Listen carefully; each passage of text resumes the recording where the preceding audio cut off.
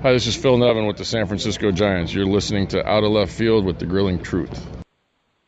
Hey guys, welcome back to Out of Left Field. Graham and Chris here with you. Hard to believe we are all the way at the tail end of the baseball season. Out of the 30 teams in Major League Baseball, down to 2, an American League and a National League team, the Astros and the Dodgers. I have to stress American League and National League, because if you're old, like Chris and myself, then you're used to the Astros being a team that played in the NL West for the majority of the time that you've been living, breathing, and watching baseball here on Earth. Now, they're an American League team, and now, holy crap, they're a contender. It's been, a decade, I think, since they were a contender back in, 05, 06, when the White Sox ended up doing that. So we're getting ready to put the ball in play. I actually heard a guy say they wanted to say. I actually heard a guy say today that he was happy when the Astros went to the American League West because the Astros are terrible, and now he's not happy as an Angels fan that the Astros are in the National League West because they're not terrible anymore. I do have a little bit of housekeeping. I just need to give a shout-out to my 6th period history class at Mingus High School. They discovered our podcast last Friday, and so I just wanted to say hi to them and remember that your paper's due on Wednesday, so go do your homework. Yeah, there you go. And since you can't say it, I will tell all your friends to follow the podcast at OO Left Field on Twitter and Out of Left Field with Chris and Graham on our Facebook page. Man, let's put the ball in play. A lot of stuff to get to. I felt kind of vindicated, finally, in the NLCS because we actually showed that our predictions can be accurate. Thank God. We got one right. Because we haven't gone to the ALCS yet. But yeah, we got one right, exactly. And granted, these playoffs have not been without drama, without some questions, some officiating questions. And for the most part, umpiring has been fantastic. Of course, upper 90s for the most part on all percentages of balls and strikes. Fantastic job. Let's talk about what happened in I believe it was in Game 5. You'll have to correct me on that because they've all kind of run together. When we had the foul tip that was and then wasn't and then it was and then all kinds of craziness ensued when Jim Wolf, an umpire who's been in the big leagues for a long time, a veteran umpire, a good umpire, basically called a drop third strike and got the crew together upon a request from Dave Roberts, and as he said, he convinced himself, which is different than what I thought happened. I thought that we had someone saying that yes, it was tipped. No, he came out after all was said and done, and we saw Joe Maddon's second ejection of the National League Championship Series, and said that I botched this. I convinced myself that there was something there that wasn't. Said that he, basically that he heard two noises, which is Joe Maddon said, and I wholeheartedly agree with Joe Maddon on this. In something like that, where it is that ungodly loud, you cannot. It's hard enough to see. When you get a foul like that down in the dirt by the catcher's 5-hole, was it touched? Was it tipped? Was it caught? What was it? Because a lot of times you'll hear a skip off the ground and you'll hear a tick in the mitt, which I think is what he heard when this whole thing happened. But he goes and talks to his crew, Marty Foster, some others, or Eric Cooper rather, and comes out and calls it a foul ball. Joe Maddon comes out, gets ejected.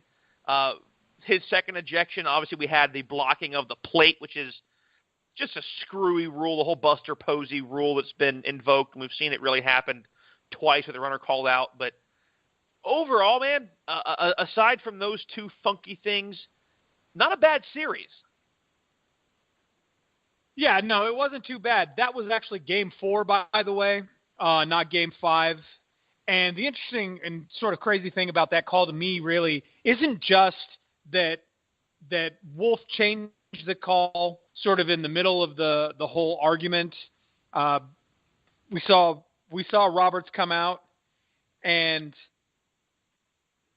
he argued the call, and then he goes back, and then he points down to the third base umpire like he wants them to have a conversation about it. They do have a conversation about it. Wolf ends up changing his mind, changing the call.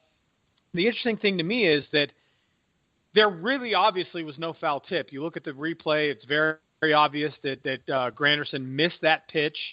But earlier in the game, in a reversal of roles, a Cubs hitter, Chris Bryant, was called out on strikes after he fouled a pitch off, and Wolf refused to hear arguments on it. Now, Chris Bryant almost got himself ejected because he looked at him, he said, "I hit that." And he said, "No, you didn't, strike 3." And he goes, "No, I hit that." And he said, "Strike 3." And Bryant takes his helmet off and sort of throws it at the dugout and starts taking his batting gloves off. He doesn't want to get tossed. But then later, when it's obvious that there was no foul tip, then he makes this change of direction sort of mid-call because he thinks he heard two sounds. It's just an interesting sort of parody of each other that happened between those two plays. Yeah, and I understand. I mean, I've been there. I've had ones where it's very faint, you can't tell, but that's a big situation. I think that's one of those where everybody and their mother understands it in a national, in a championship series, league regardless, in an environment like that where it's that loud. Yeah, you want to get it right, but that was a big time call to overturn. It didn't change the complexion of the entire series, but certainly understand why. And I think actually it was, it was either Game 3 or Game 4 because it wasn't the final game of the series. But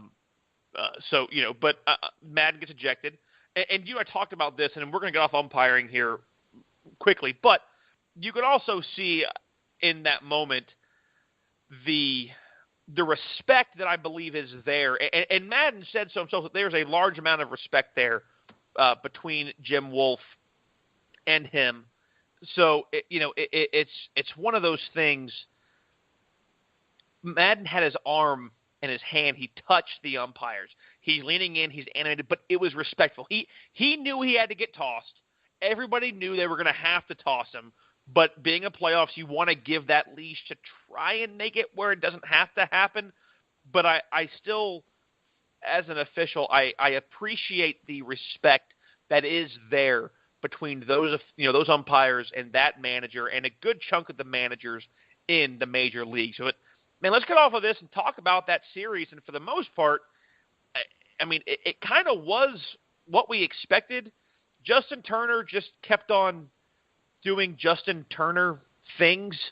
And then Chris Taylor, a guy who we haven't talked about a whole lot, if any, this year, an outfielder, a middle infielder, kind of an all over the place. His second year with the Dodgers, played 140 games this year. So really his first full season of major league work, and found himself as the co-MVP of the National League Championship Series, where the Dodgers scored, and we have gone back and forth so many times on the number of runs because our math skills just suck that bad. Well, the Dodgers outscored the Cubs major. Blank to blank. You fill it in for me.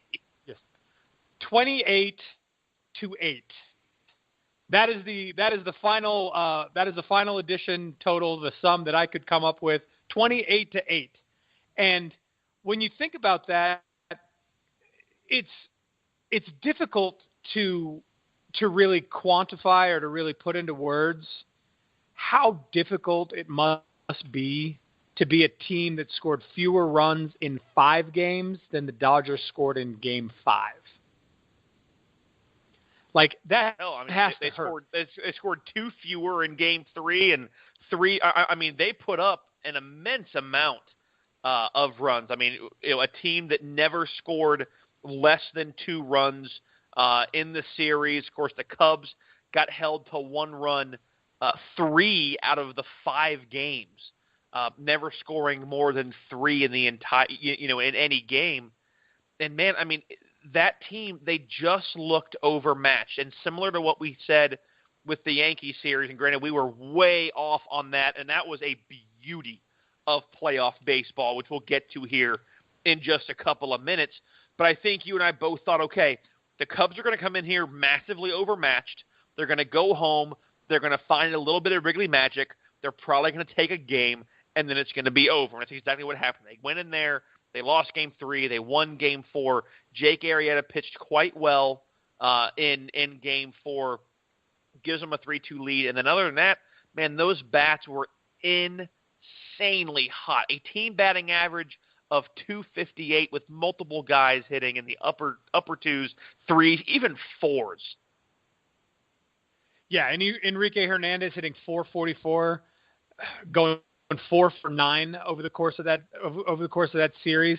But Justin Turner, I mean, come on, man. Talk about a guy who got hot at the end of the season and just refused to cool down going into the postseason. He hits .333. He goes 6 for 18, hitting .333 with a .478 on base and a .667 slugging for a .114 OPS. Absolutely insane.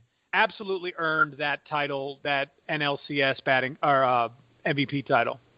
You could have easily, and I get that at some point you can't do it, but you could have had 3 I'm not really sure. You could have had like Co MVPs, because Yasiel Puig's numbers went 7 for 18, had a double, had a homer, drove into, hit .389 with a .500 on base and a .1111 OP. I mean, those guys, they had guys raking. Bellinger, .318. Culberson, .455. Kike Hernandez, .444, as you mentioned. And Taylor and Turner hitting over .300. I mean, this is a powerful offense that the Astros are excited. Man, they got a lot of uphill battle here in the next week and a half. And let's not forget Hernandez's own contribution to that 11-1 Game 5 when he hits 3 home runs, including the grand slam, to become the first person or one of the few people in history to hit 3 home runs in a National League Championship Series game, decisive game. And you have to understand that he even said after the game in his interview that he came out and he wanted to put the bat on the ball and he wanted to play good baseball. He wanted to play hard, but it's hard for him because Kike Hernandez is from Puerto Rico, and his mind is on Puerto Rico right now. He said that after the game. He's like, I didn't even realize I hit 3 home runs. Like, I knew I hit one, and then I hit one, and then I hit one, and I knew in the moment that I had hit a home run, but I'm not thinking about the fact that I hit 3 home runs. I'm thinking about the fact that, is my family okay? Is their friends okay? All those sorts of things. It's really hard for me to concentrate on baseball right now, so I'm just happy I could come out here and play so well. And to hear him say something like that and then to watch him play the way he did, especially in that Game 5, absolutely incredible. Yeah, I mean, he's been one of those guys who's kind of quietly become, in my mind, a major piece of that Dodgers organization. I love watching him play. He plays fun. He plays hard. He really is what that Dodgers organization is trying to create in a culture there. On the flip side, we go to the Cubs, man. The Cubs, they hit 156 as a team. Jake Arrieta, 500. Wow, he got a hit and 2 at-bats. Alex Avila batted 1,000, went 1 for 1. John Lester, 1 for 2. Anthony Rizzo, 059. Addison Russell, 125. Kyle Schwarber, 167. The sad thing is, Schwarber's numbers in the LCS were almost indicative of how his season went. Talk about, an LCS not being a full barometer. For him, it was. Albert Almora Jr., 188. Javi Baez, 167. At least Chris Bryant and Wilson Contreras broke the Mendoza line, although Bryant sat there at an even 200 and Contreras at 222. It was just a miserable – this offense was dead. And granted, they got pushed hard in the NLDS against the Nationals, and we knew they were going to be outmatched.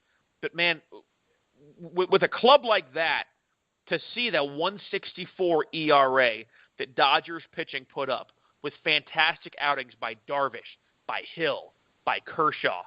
Man, when Kershaw has the highest ERA of your starters, and it's only 2.45, Rich Hill's at a 1.80 and Darvish a 1.42. Man, Darvish and Verlander, that being a 1-2 punch, that is going to be a hell of a lot of fun to watch. Yeah, well, let's just look at the total lines. The total line for the Dodgers pitching. They pitched a total of 44 innings with a 1.64 ERA.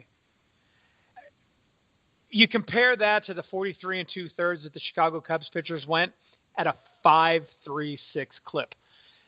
You just can't win baseball games, and I realize that sounds cliche. You can't win baseball games if you're giving up runs, but the fact that you can't win baseball games when you're giving up runs and none of your bats are hitting the ball. It's ridiculous how poorly these guys were hitting. It's ridiculous when you look at guys like Chris Bryant, who had a phenomenal season, has had 2 decent seasons in the last 2 years, reigning MVP, and he's the reigning MVP, and then he comes back and he has another decent season, not an MVP-style season, but still a good season. And he gets into the playoffs. Hangover for Chicago. Yeah, championship hangover. Absolutely. But he gets into the playoffs and he just gets annihilated. You know, he hits 200 in the LCS. You never want to be at the Mendoza line ever, but especially not when it really counts. But look at these guys. And what I really want to point out is you look at these guys' whips, and they're obviously giving up. Just look at the team whip. Just the team. Yeah, the team whip. The Cubbies are an entire. 7.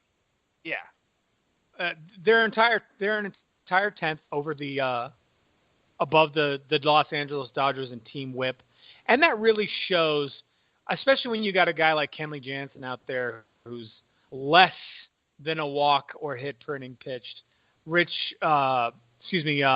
Josh Fields, who came in relief for 2/3, less than a walk and hit per inning pitched.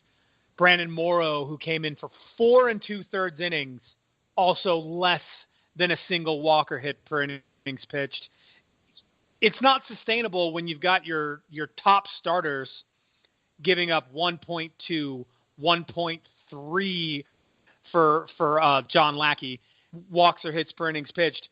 This means they're letting guys get on base, and those guys getting on base are coming around to hurt them. Yeah, I mean, and you mentioned this, the only pitcher out of the entire Cubs team that played in a game below a 1 in whip is Carl Edwards. Now, Brian Dunsing was at an even 1. Everybody else, also Pedro Strop, at an even 1. Everybody else was well above. And then you look at the guy who saved the World Series last year, Mike Montgomery, pitched very poorly, 3 1/3 innings, 10 total hits.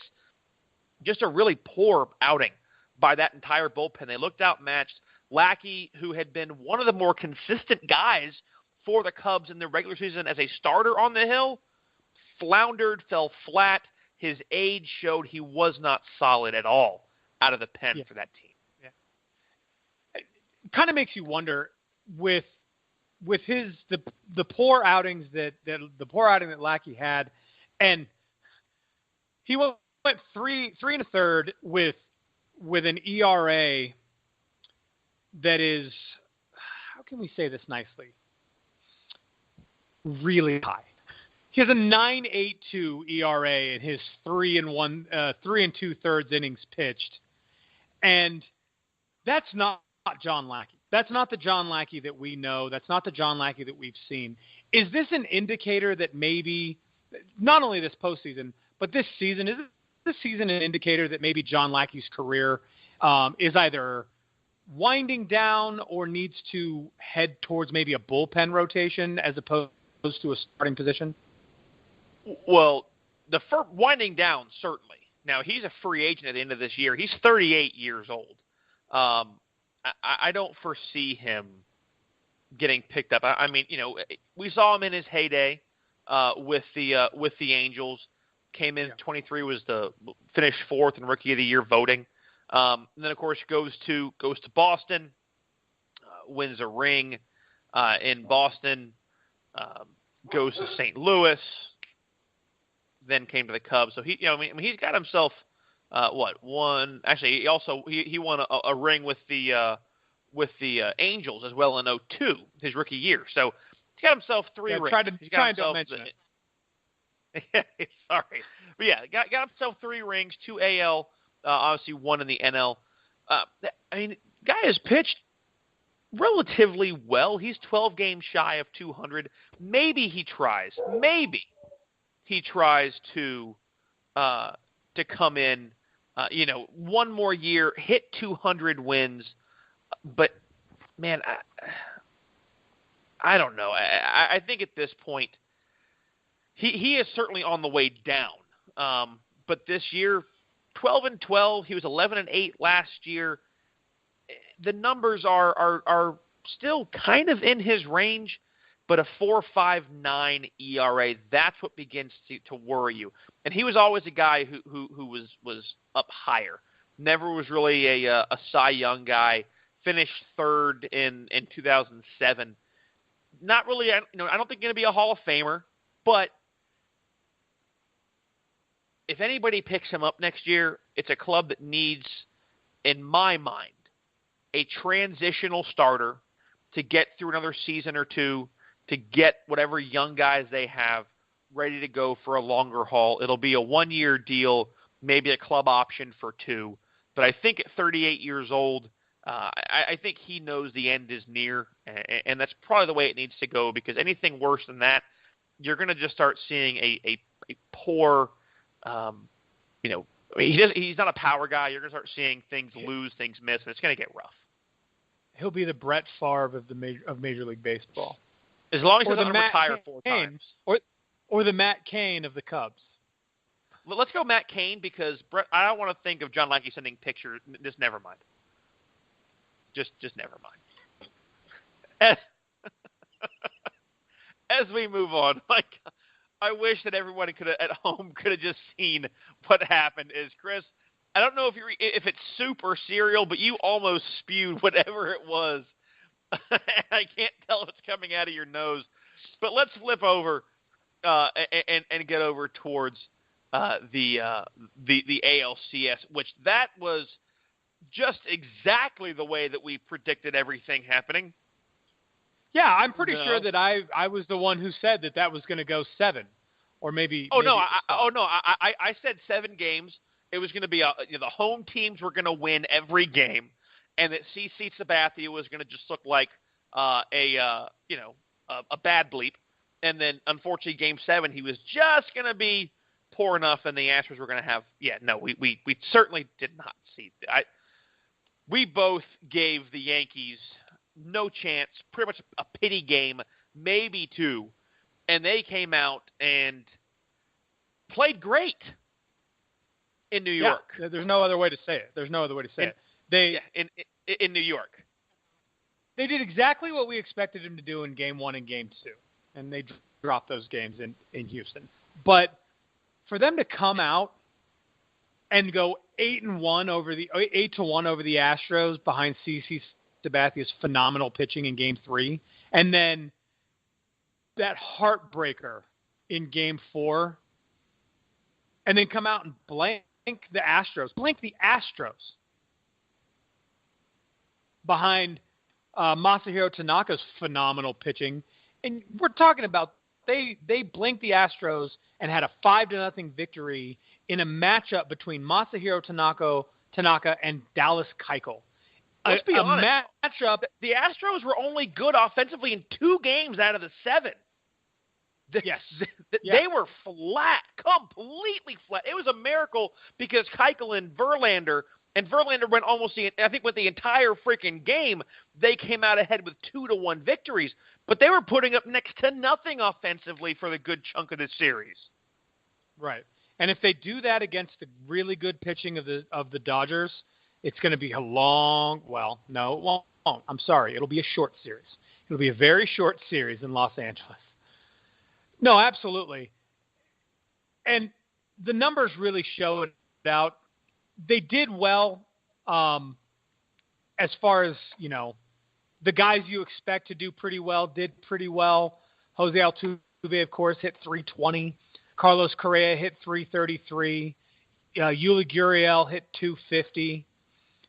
But as a team, they hit 187. And that's not sustainable heading forward going into the World Series.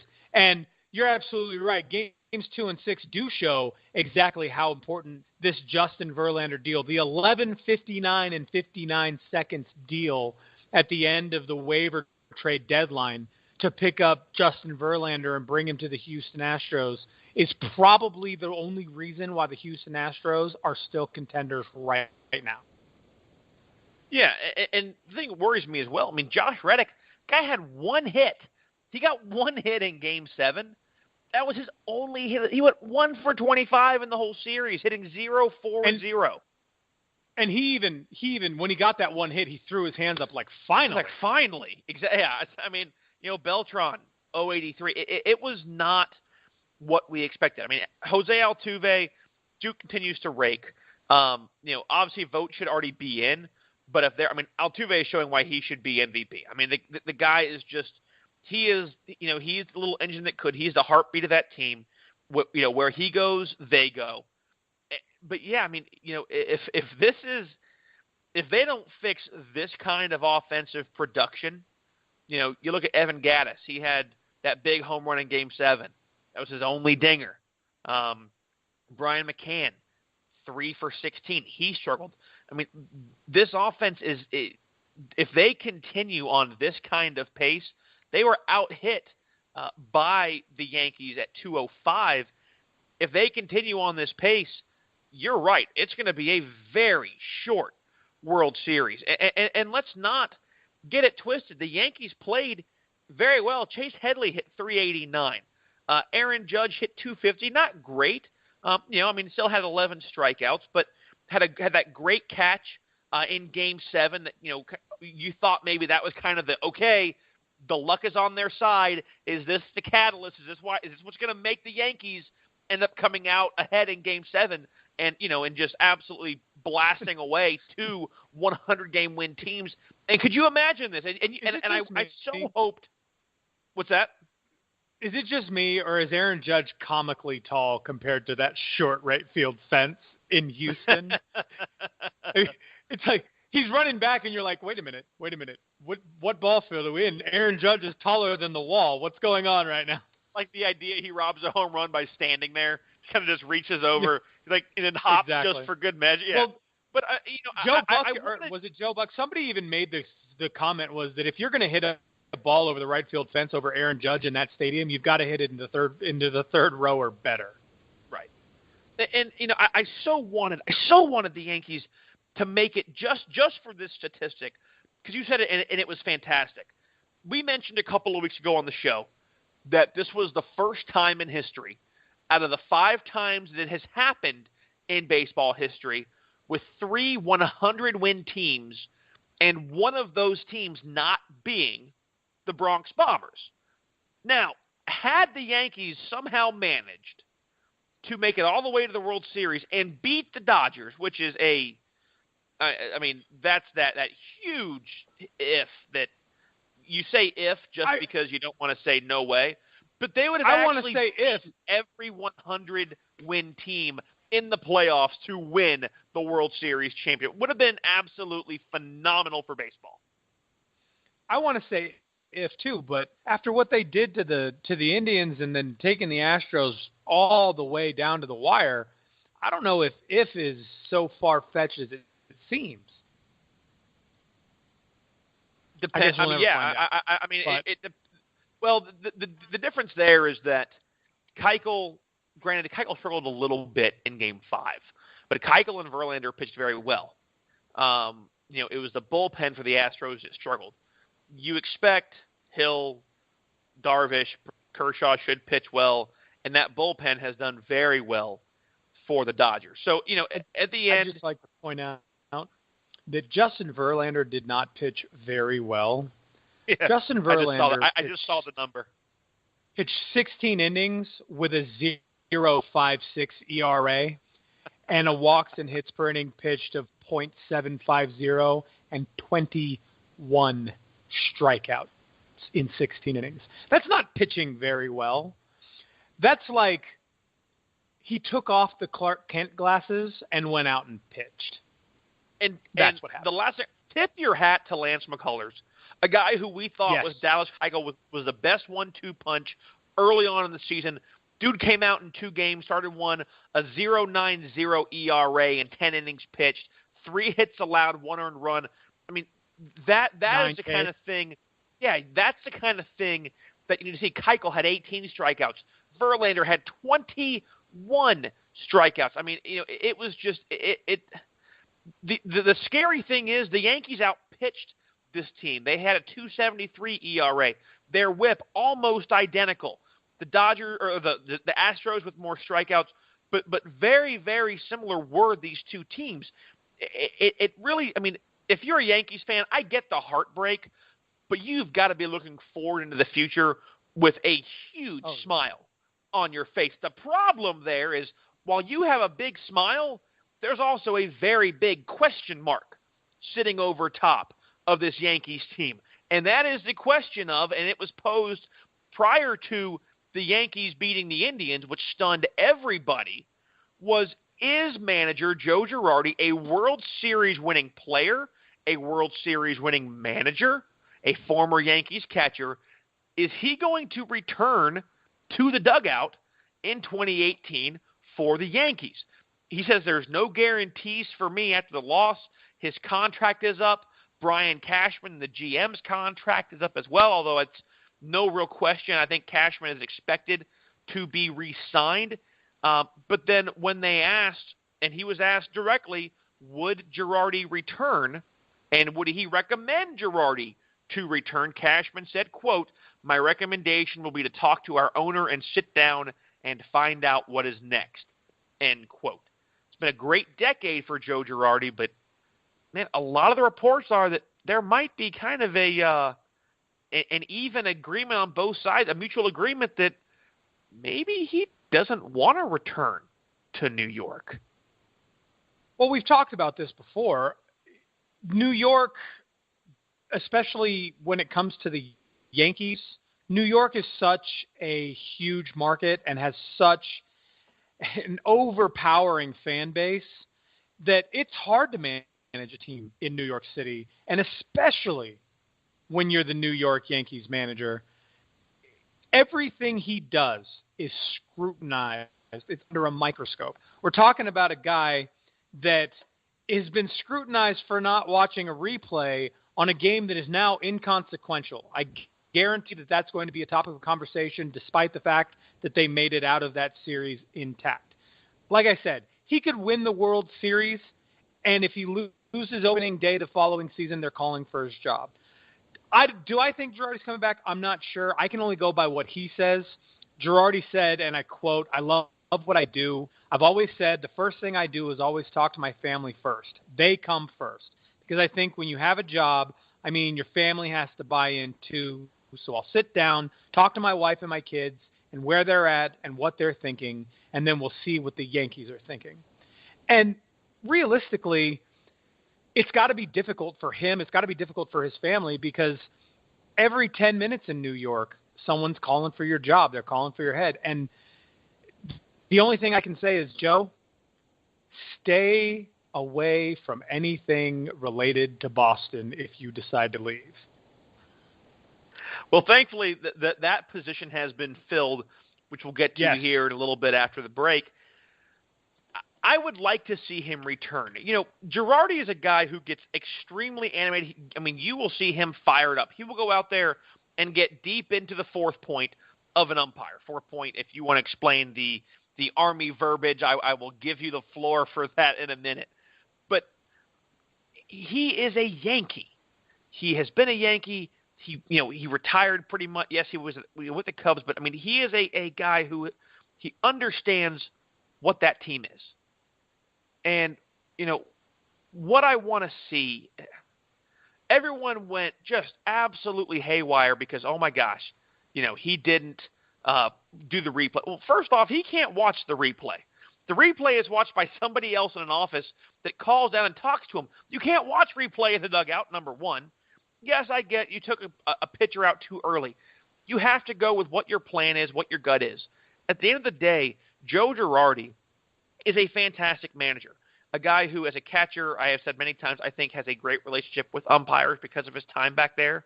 He handles his team very well. He puts things on his shoulders that sometimes aren't his to do, and has talked, at length about, his admiration and respect for guys like CC Sabathia and what he went through last year with going to rehab for an addiction to alcohol. Came back and pitched very, very well. Granted, the bum knee, but I hope he returns. The sad thing is, like you said, the media there, the way the fans are, I understand him just being burnt out. So the question would be, if he still wants to manage, which I think he still would, where would be a great landing spot for him to go? And we've had plenty. We had the Tigers. The Red Sox job was open. The Mets job was open. Then we come to find out, holy crap, the Nationals job is open? You and I thought this might happen after a horrendous end to the season again, where the Nationals win the division handily, are expected to have a deep run into the playoffs, and in back-to-back years with back-to-back fantastic teams and great pitching, get bounced in the first round, and now Dusty Baker has gotten bounced from the nation's capital. I think that Joe Girardi to that ball club makes a boatload of sense. Well, and absolutely, and it's absolutely about the fact that Dusty Baker can't seem to get over that hump in the first or second round of the playoffs. And Mike Rizzo says, and I quote, "This is a pure baseball decision. Again, our goal is to win a world championship. This has nothing to do with negotiations or dollars. There was not a negotiation with Dusty. I talked to Dusty this morning and told him about our decision. He took the news with his usual class and dignity and professionalism. We hung up the phone with a good taste in both of our mouths." And that's completely understandable, because we have seen Dusty Baker time and time again be able to get a team close, get a team to the very edge, and never be able to get them over. He did it in 2002 with the San Francisco Giants, taking them 7 games. When that series should have been over in 6, we went 7 games against the Angels. His son almost get run over. Right, his son almost died. But he went 7 games against an Angels team that should not have won that series but did. And then as a Cincinnati Reds manager, we saw him time and time again get close and close and close. You're forgetting he left San Fran in 2002. He went next to the Cubs. He was managing the Cubs during the Bartman game. Right. Well, which is, but again, he's in the Bartman. Remember, we try to forget Bartman on this show. We try to leave Bartman out. But my point is, he was in the NLCS, a good chance to win the National League and have a chance to play what ended up being the Yankees in the World Series, and instead the Marlins go and they win. I mean, he has sniffed the World Series and been in the playoffs a boatload of times. You mentioned that Reds team. That was a team that no one expected.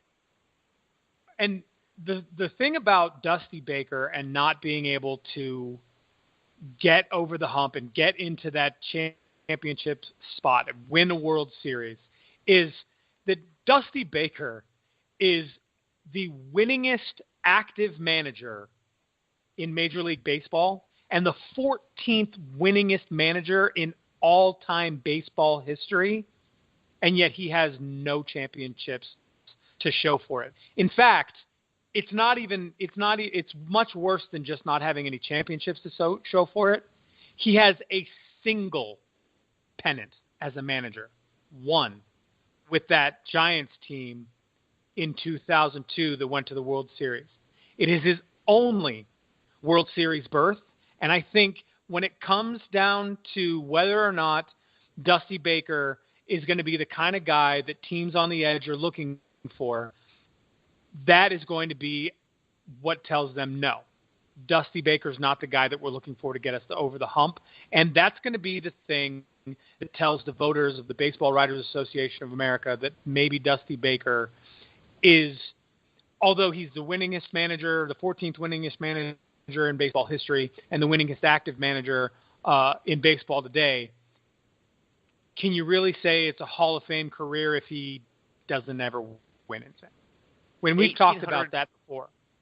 Yeah, I mean, a 3-time manager of the year, but hasn't been manager of the year since 2000. Even in 2003, he finished second a couple of times, finished second in 2003, in 10 and 12, and third last year, managed the All-Star game, obviously, in 2003 after going to the pennant. 1,863 wins. He's got a 532 winning percentage. But that is my biggest question. And you're right where I was going. And I called you when you told me that Dusty was out, and I started on a conversation, and you think, oh, I agree. And I realized that after about 3 minutes, we were talking about two different things. I was saying that I think that Joe Girardi would be, a fantastic fit for the Nationals. He's won a World Series, is a fantastic manager. I think would be great with that pitching staff. Those, a very young team. Want to go to the Yankees, you can bring a Yankee into Bryce Harper. Gives you a chance to maybe keep Bryce Harper. Hey, man, I've been in New York. Stay here. You get the money. We're going to build around you. We're going to win. You keep Mike Maddox as a great pitching coach. Larry Rothschild is there. Maybe he stays, whoever comes in as the next skipper. But I thought that Dusty should go to New York, and I don't. 68 years old. We saw what happened with the Strasburg cluster, whatever, brouhaha, the whole issue there in Game 4 in the NLDS. Could you imagine that kind of crap happening in New York? I mean, you're already the only show in town because of the rain delay and the issue, and the media's blowing it up.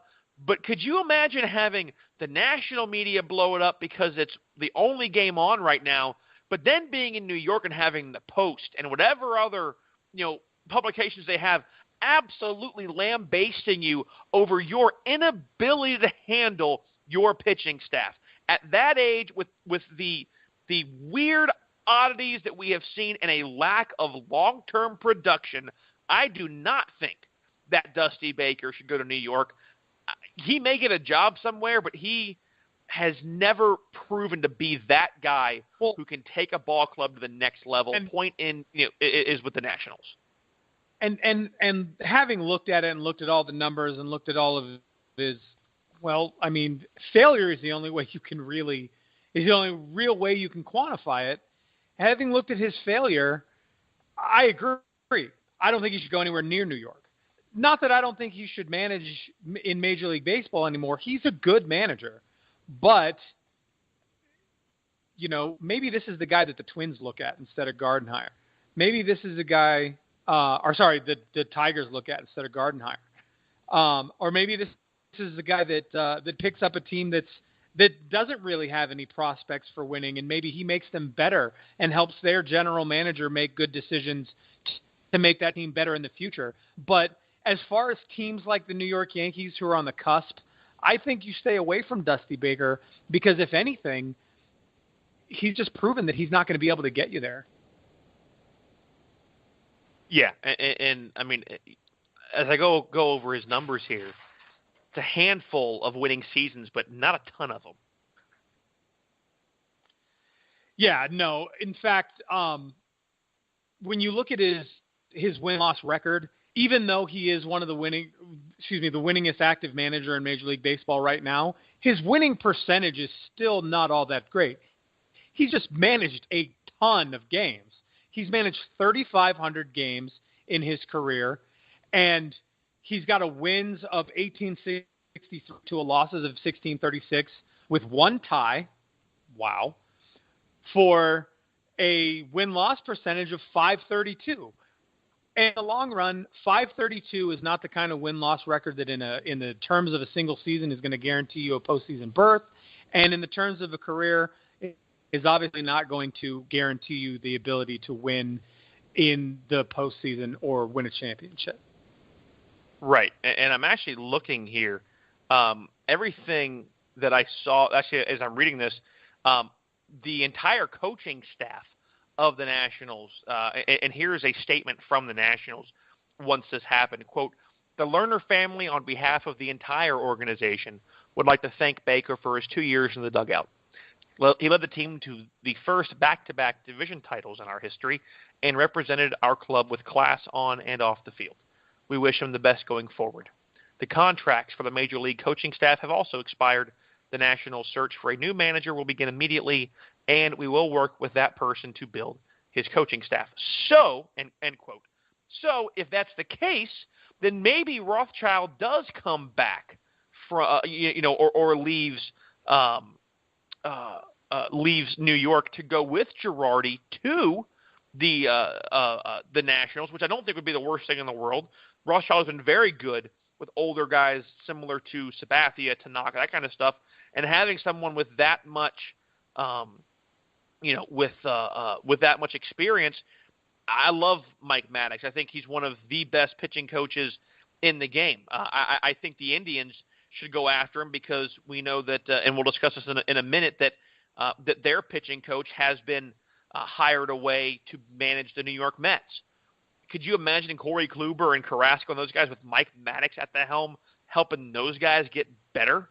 We saw what we did in Texas in 10 and 11 with that, with those great teams with Cliff Lee and that. Man, him going to Cleveland, and like I said, I would put Rothschild in with Girardi in Washington. I think would be fantastic. You figure out who your hitting coach needs to be. That kind of gets a little bit beyond me. Maybe you can get like a Mark McGwire away from San Diego, bringing him in. See other players that Girardi has worked with, hitting coaches he has worked with. But definitely, we're going to see some turnover there. But they have the people to do it. It's going to be interesting to see what happens there. Does Mark McGwire come to the Nationals with a packet of needles, or how does that work? No, I don't think they're going to hire Jose Canseco as a consultant, so we should be okay. Okay. Well, McGwire and Canseco were called the Bash Brothers when I was a kid. That was when they led that 88-89 team to the World Series. Hey, maybe you even give, and this is an odd one, and it might never happen, but maybe you give someone like a Rafi Palmeiro a chance to get back in the game and work as a hitting instructor or something like that. I mean, a guy with 3,000 hits, you can say what you want, but I know to be I'm not trying to. Honest, the perfect fit there, in my opinion, is Alex Cora. Unfortunately, for anyone who might be getting ready to build a staff in Washington, Alex Cora has been given the job of head coach of the Boston Red Sox, making his way back to the East Coast. Yeah, we have Cora going to Beantown. We've got Gardy back in the AL Central, and as we mentioned, the New York Mets have a new skipper. We're going to have that plus our World Series predictions. God, please help them be better than what we've had for the majority of this postseason. And we will have all that for you when we come back right after this. They won't. Replenishing Technologies helps athletes of all levels train, recover, and perform at their absolute best. We do this by offering the PEMF 120, the world's leading pulsed electromagnetic field therapy device. Workouts, injury, and stress cause cells to lose their natural power. PEMF works like a battery charger, helping cells regain the power needed to dump toxins, take in oxygen and nutrients, and repair. 95% of athletes report less pain, increased range of motion, more energy, and they simply feel better after using PEMF 120. If you'd like to count yourself among that group, contact us at www.replenishingtechnologiesinc.com. Welcome back to Out of Left Field. Thank you guys so much for sticking with us. Chris, thanks so much for that fantastic, uplifting send-off. I will let you know what I think. Actually, you can see the camera now, so you know what I think of you, and you are by far number 2 in this podcast.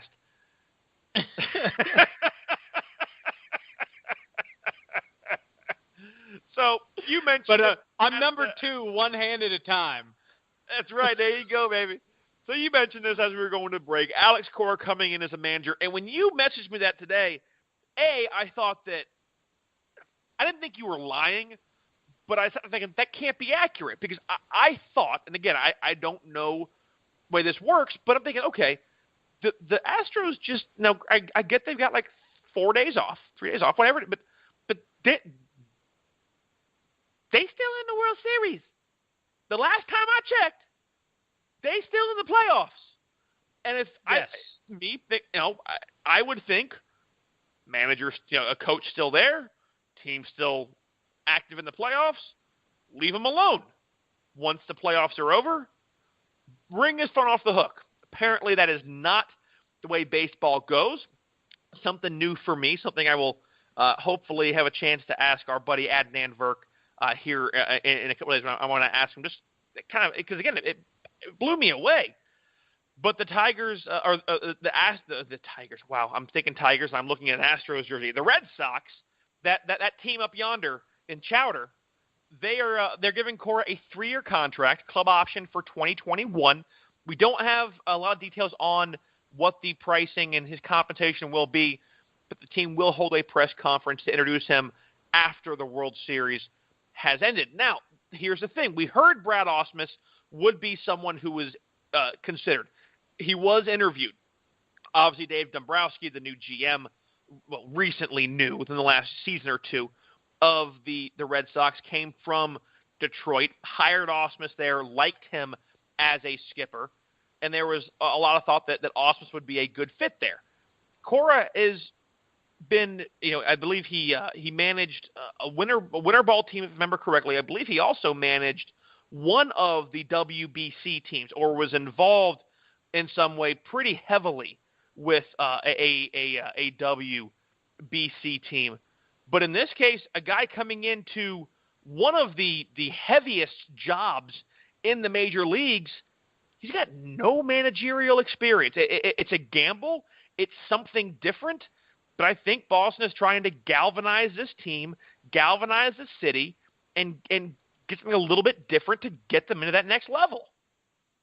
So there's a lot to get through with what you just said, and I agree with a lot of it, and I have a lot to respond to, but I do want to just point out something that I just found, and that is that you are not totally incorrect about it being sort of a no-no to talk to managers and players during the World Series about roster moves or about whether or not they want a job somewhere else. It actually is banned. You can't make any major moves during the World Series. However, the Dodgers' 5-game series, giving them a 2-day break, gives you 2 days in which Boston can make this move without running afoul of that rule. And they obviously wanted Cora. They knew they wanted Cora, and so they took advantage of the 48 hours that they were given to go after him and to get him. As far as what you were saying, he was heavily involved with Puerto Rico during the World Baseball Classic. He didn't coach them. This is his first time as a coach. But, I mean, what a fantastic ball player. Obviously, what a fantastic hitting coach that he's been for the Houston Astros. I mean, look what he's doing with guys like Correa and Altuve, and, I mean, the list goes on and on and on. And I'm really excited to see what he's going to be able to do for a team that has a lot of potential in the Boston Red Sox, for a team that has sort of not been playing up to the potential that we've seen there. And with guys that we think that we've said should be hitting better than they are, right? On that Boston Red Sox team, I'd like to see what Alex Cora will do with guys like that. But something that is important for me, and I know that you know that this is important for me. Alex Cora is going to a Boston Red Sox team that has very recently had a lot of issues surrounding the idea of racial identity. They've had issues. I've written articles about it. We've talked about it at length on the show. They've had issues at Fenway Park with Adam Jones on several occasions, dating back a couple of years. And the racial slurs that we heard just this last season being hurled at Jones. It's very it's good to see Alex Cora go to the Dodgers because he will be the first Hispanic manager in franchise history. And it's important because there needs to be some sort of healing going on in that town, right? Boston needs to see some people of color in strong positions within their own organization so that sort of healing starts to come about, right? And I think it's really great for Cora, but I think it's really great for the franchise as well. Here's another tidbit I didn't know that I don't know if I mentioned this when we were talking about Adam Jones, but the Red Sox were actually the last team in Major League Baseball to field a black player. Every other team in the league had fielded a black player before the Red Sox did. Yeah, actually, there was a huge story about them wanting to change the name of Yawkey Way because of that, because Yawkey was notoriously racist, and that was a big thing that he was big in keeping the Red Sox from doing when integration began. Right. So I think this is great, not only for Alex Cora, not only for the players, but also for the city of Boston. I think this is going to be fantastic for them. And realistically, I don't see how you look at Alex Cora and say that this is a guy that doesn't deserve a chance. I think absolutely this is a guy who deserves a shot with this team, and this is the right time for him. It's a hell of a shot. I mean, he's getting, he's walking into probably one of the two best options in the game right now. Assuming Girardi does not return, I'd say one of the best three. The Yankees still a fantastic team. Need to get a little bit younger in the rotation still, and that's not a slight to what Sabathia and Tanaka did, but I mean they're getting up there. But easily the Nationals, the Red Sox, and the Yankees, probably three of the best jobs in baseball to be able to walk into like that. A 3-year deal is enough to let him kind of see what he has to offer. It'll be interesting to see how well he builds his pitching staff. Being bilingual, and again, you said, and we've heard him talk. He was on ESPN as an analyst there for a year or two before going to Houston. His English is a little bit better than Ozzie Guillen, I think is the best way I can put it. And I'm not being disrespectful. I'm just trying to give you a comparison based on what the accent is and how well they've been able to. I mean, English is a hard language to learn. That. As an English teacher and someone with an English degree, it will be good for that ball club, and we'll see how well he puts together his first coaching staff. I think, like we said, Mike Maddox's name is going to be high on the list for quite a few clubs. You walk into a ball club and you've got Chris Sale, David Price, Rick Porcello, Drew Pomeranz, Joe Kelly, Craig Kimbrell. It's probably enough to make any seasoned pitching coach drool just a little bit. So, he's walking into a great spot there, into what should be a very competitive AL East. I mean, I don't think we expect the Orioles to struggle as bad as they did.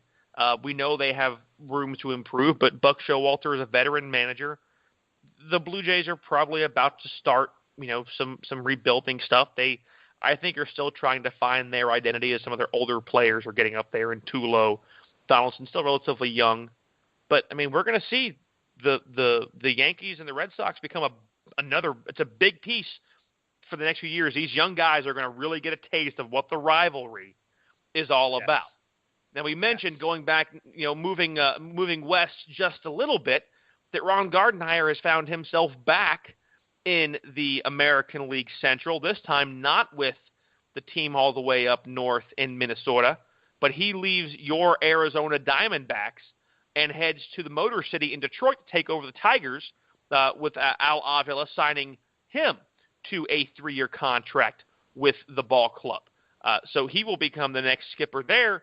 Again, a guy who you and I both mentioned in the last couple of weeks is going to have another opportunity to manage. He's 59, manage the Twins for a long, long time. Probably longer than he wanted to a point. I mean, they had their heyday, never quite materialized it, unfortunately. But this is great for him. He's in an area that he knows, in a division that he knows, and I think it'll do well for the Diamondbacks or for the Tigers. Right, and he's coming from a Diamondbacks team who he was also a key member of turning that team around and helping them do what they did this year, along with Tony Lovello, and making that team into a playoff team. And I think that the Tigers are looking for that. I think that the Tigers are getting exactly what they're looking for in Gardenhire. I think that it's going to be good for him as far as another opportunity to show what he can do as a skipper, and then an opportunity for the Tigers, to have a fresh start. We've discussed already that the sort of the bell was ringing for real and deep restructuring and reorganization of that team and a rebuilding mode to go into. And Ausmus leaving and Verley leaving were really sort of the death knell of that team's old self and the rebirth. And, Gardenhire, going into that team, knowing the AL Central the way he does. That guy's name Listen, screwy, man. It's not my fault that his name is spelled simply and is yet impossible to pronounce. But you're right. I mean, 6 postseason appearances in 9 seasons with the Minnesota Twins. This is going to be good for him. It's going to give him an opportunity to show what he can do, an opportunity as the top guy again. And if he can bring that Tigers team around in the next 4 or 5 years, which in my opinion, as I've said, the guy coming in to take over for Ausmus is going to have to be given a lot of rope because they have to rebuild before they can expect championship caliber play from that team. If he can be the guy to bring that team around and get them into the postseason, then good for him. Yeah, I mean, he's an old school guy. He's one of the few kind of, grizzled, not quite as grumpy as Jimmy Leland was in his heyday with the Pirates and the Tigers, obviously. But he's an old school guy. He's going to be kind of that gruff manager, which it'll be interesting to see how well that plays out with some of the new guys they're going to need to bring up. But, he's everything you see is that he's supposed to have, as JP Morosi says, a bit more of an openness to modern analytics. I'm not quite sure. The hard thing for me, and I fully understand wanting to get back in the saddle, back in the dugout, have be the skipper. But a guy who is 59 years old with a team that right now I don't think the AL Central, aside from the Indians, is probably wide open for a solid number 2. We're going to see what the Royals do in the off season. The White Sox showed some flashes of light, if you will. Not brilliant, but some light with some of the new guys. But it's a good thing for them. I mean, honestly, Rick Renteria doing a good job there. They have Moncada. He had a chance to come in. Think he's going to be a pretty good player, a guy they got from the Red Sox and the Chris Sale deal. Plenty of young talent.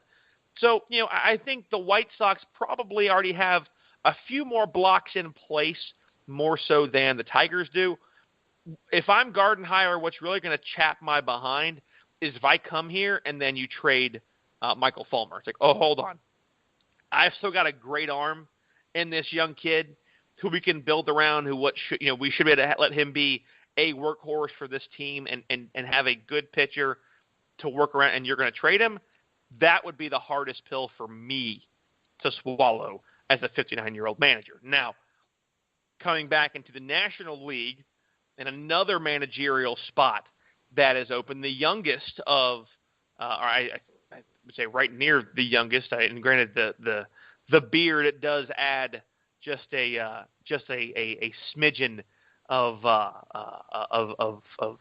age to him is Mickey Callaway. And I asked you, you said, who the heck is Mickey Callaway? And he is the pitching coach, or was the pitching coach, of the Cleveland Indians. And they're able to get him away, bring him in as the skipper.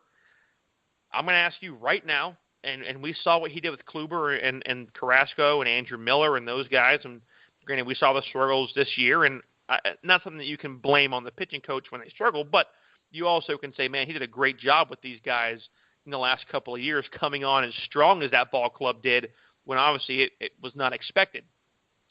So what does a guy like this, and I'll ask you right now, what does he do for the Mets with DeGrom, Syndergaard, Harvey, Matz, Wheeler, guys who we have seen oft injured, and aside from that, just boneheads, well, a bonehead in the clubhouse, Harvey?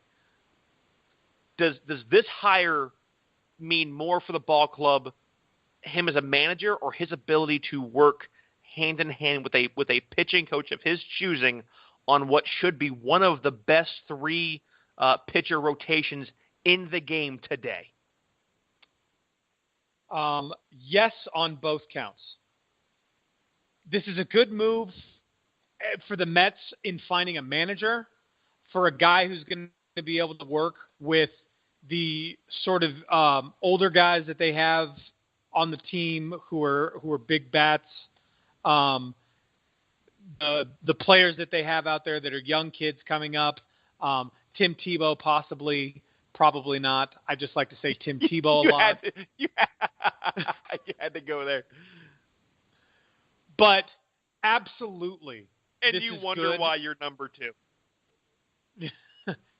Absolutely, this is good for that starting rotation, which, as you said, Syndergaard, Matz, Harvey, DeGrom, that should be in the top three starting rotations in baseball year in and year out. And it goes back to what I said when we found out that Collins was stepping down and that they were looking for someone. And I said that what they need to do is they need to find someone who can create a culture in the clubhouse, not only a culture of winning for the entire team, but a culture in which the pitching staff is comfortable enough to come to him and tell them, hey, I don't feel like I can go, or I don't feel like I'm doing something's wrong, and I need to be able to tell my coach something's wrong. Because if there's anything that we saw going on in the last couple of years, it's that guys like Noah Syndergaard and Matt Harvey are hiding injuries from the coaching staff in New York and trying to play through, either because of the culture created in the clubhouse by the coach or because they're just too boneheaded not to. And I don't think that Mickey Callaway is going to be the kind of guy who, A, creates a culture where they feel like they can't come talk to him, or B, puts up with that sort of thing from guys who he needs healthy and on the hill on game day. Well, and I think it goes to, and I'll give you not apples to apples here, but at least fruit to fruit. John Farrell came to manage the Red Sox after being their pitching coach, going to manage the Blue Jays, and then got hired back in Boston before he was unceremoniously given the door. The way, and I'm not saying that what happened with David Price this year was great. Obviously, the shoulder injury really has to make you worried when you are, paying a guy that much money. But how well Rick Porcello did last year. Pomeranz, we saw a very different and I think a much better pitcher in him this year. We saw them handle David Price fairly well, and he became a very instrumental piece for that ball club out of the bullpen. Granted, they got buzzsawed by a dominant Astros team, but Price had a good bullpen run.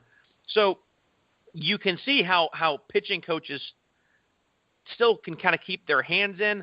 I think it's much different than in a sport like football where, a head coach who is minded offensively or defensively usually stays very immersed into that side of the game. As a manager, you have your coaches, they do their thing, and you kind of, hey, what's going on? We'll talk. Let's see what's going on. My door's open. But you don't quite hear of it being kind of that way quite as often. I do agree. And I hope Callaway is a guy who tells Syndergaard to shut the bleep up when he tells him, I know my body. No, That's fine that you do, but I know what's best for this ball club. You're going to get an MRI or you're going to get suspended. Bring the hammer down. Let these guys know that you're there. I'm interested to see how well this goes with Collins in a front office role. I still don't understand why that is, but it's definitely going to be a good hire for them. And keep in mind, the Phillies have openings as well, so we're going to see what happens there. A few more things to come down the pike. So that brings us to the big thing. Who is going to win the World Series? The Astros, the Dodgers. LA has home field. And I'm actually not even, and I need to actually double check. I forget what we've had so much going on. I forget what their records were. The Astros won 101 games and the Dodgers 104. So by 3 games, the Dodgers come out ahead and get home field advantage. So Chavez Ravine shall see a World Series for the first time in 30 years? Never ever let anyone, 1988, never let anyone tell you that every single game of those 162 doesn't count, because we see home field advantage in the World Series go to a team by 3 games. And those 3 games could very easily be any one of those 3 that happened during that losing slump that the Astros went to after the break. Yeah. So this is going to be the debate. I'll go ahead and kick it off. I have loved watching the Astros play. They're an exciting team. The city's galvanized after everything that happened there with Hurricane Harvey. I love and I'm excited to see the Astros play and have a chance to win the World Series. But at the end of the day, they're not. They're outgunned. They're overmatched. They're beat offensively. Unless Jose Altuve hits 534 in the World Series, and George Springer and Carlos Correa, and they have the ability to do it. But on a consistent basis, you say it goes 7 games. I think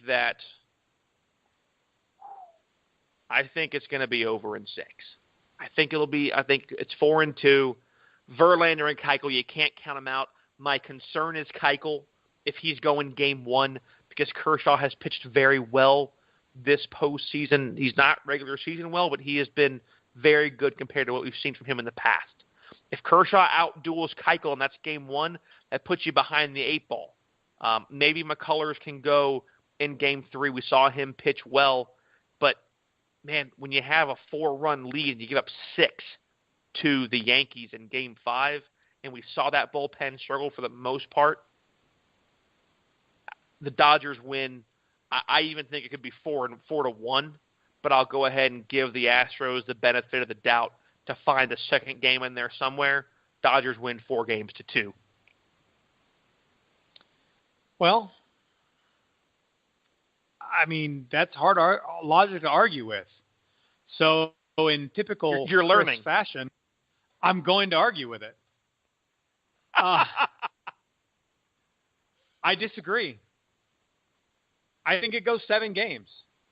And in a decisive game 7, based on what I've seen in the past, based on what I've watched these guys do in their careers,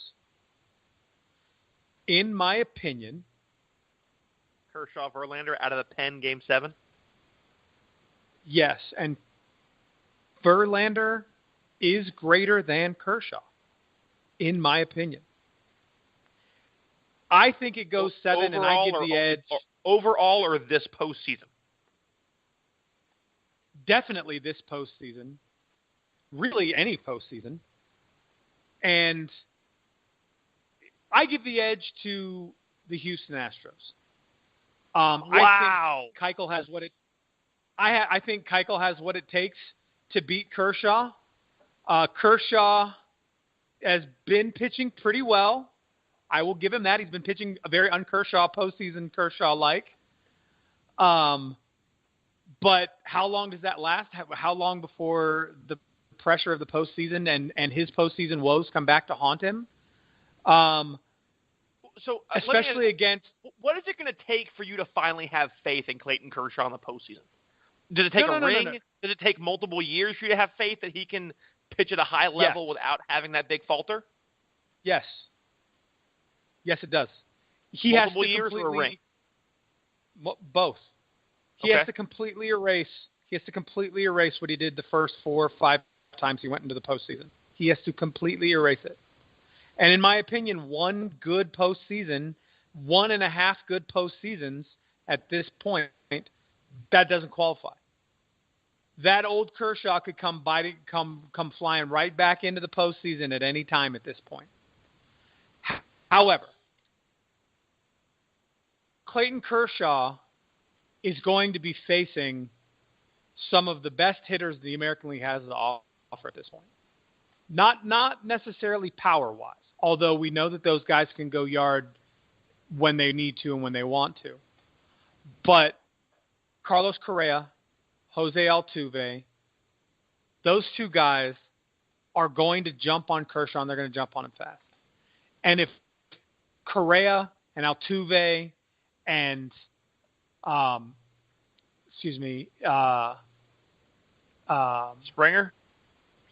Springer and Gaddis and McCann Gurriel.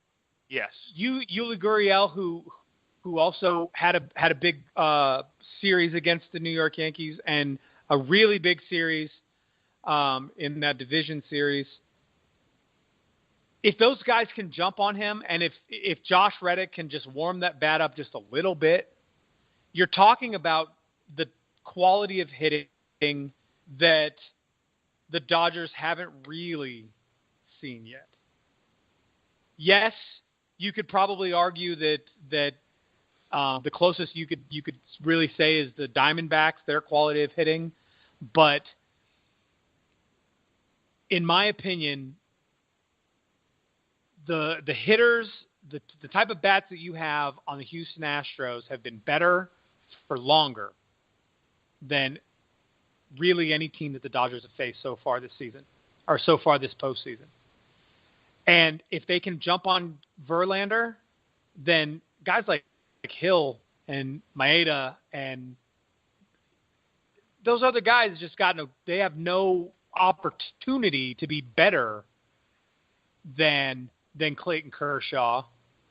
And certainly Yu Darvish, who has been the best pitcher on that team this postseason, certainly was the best pitcher on that team against the Cubs, can't carry them against Verlander and McCullers and Keuchel. And even this guy that we saw, that you and I both, he does. That even this guy that you and I both said, well, is this their best look for Game 7 when they brought in, when they started, who was it, Morton that they started in Game 7? Yep, Morton started Game 7. And you and I both said, well, is that their best look for Game 7? He came out and he threw really well for the first 5 innings. And if you can even get that 5 or 6 innings from him against the Dodgers, that's 4 guys that I just don't see. I think Kershaw pitches well. Darvish, you're going to get at least one game from Darvish where he is Yu Darvish, and Rich Hill has been pitching the way you expect. That breaking ball's moving. He's pitching really well. You're going to be here in 2.5 weeks. I have the Dodgers in 6. You have the Stros in 7. Whoever comes out on top, they buy the first drink. Okay, hold on. Wait a minute. Let's caveat this now. Whoever comes out on top in there. No. Not 4-2, 4-3. But you had the Stros winning the series. I had the Dodgers winning the series. Whichever team wins. So if the Stros win, I got your first drink. Okay. Dodgers win. Okay. And if the Dodgers win, I got your first drink. But I'm just going to let you know right now, play ball. There we go. Play ball, baby. All right, guys. So you hear it here. Chris is going a 4-3, 7-game set, back-to-back 7-game World Series sets in 2016, 2017. And while the Cubs, the favored team to win last year, took home the World Series trophy in extra innings. He has the Houston Astros carrying the city on their back, Houston strong, all the way to hanging a banner in, what is it, Minute Maid Park now, I think, is what they call it. Hanging a banner call it there. The Astrodome. Hey, it's better than Enron Field, but hanging a banner there at the beginning of 2018. I think that the Dodgers go ahead. Kershaw gets his first ring and finally gets the monkey off his back. We have a Steve Young moment with everybody pulling the monkey off the back. It's going to be the series I think that we expected early in the year. We just didn't get to it the way that we thought we would. It's going to be one hell of a postseason.